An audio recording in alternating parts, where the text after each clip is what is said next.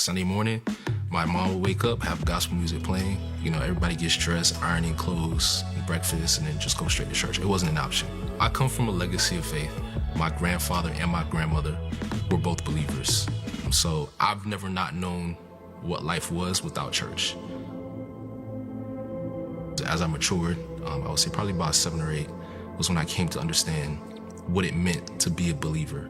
I always had so many Sunday school teachers, Awana leaders, even, youth pastors as I got a little bit older, who they just lived right and they would speak truth to us. I do remember being in my bedroom.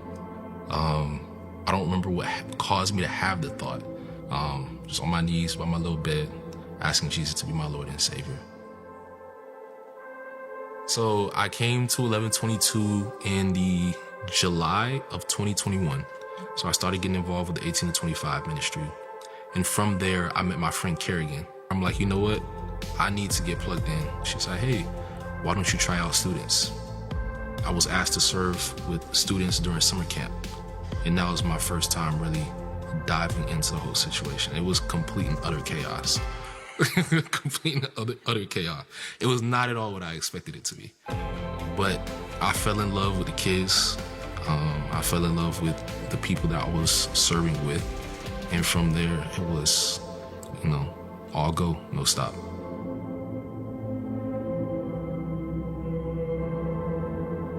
One of the biggest things that I came to realize as I was working with students is it's difficult to earn their trust. The things that's important to me is that the students get to see me for who I really am. That they get to see like, hey, this is what it really looks like to follow Jesus. Every Paul should have a Timothy, and every Timothy should have a Paul. It holds both individuals accountable. Paul had to live out the words that he was teaching to Timothy, and Timothy had a standard that he had to live up to because he was called to that standard by Paul. I've seen students who have walked in the building with their hands in their pockets, chatting the whole time during worship and during the message, and then months later, you see them that they're the ones that's taking notes so intently, raising their hands in prayer, tears being shed. I've seen students comfort each other where previously they would have been of the mind to hit each other on the head or, throw a gut punch.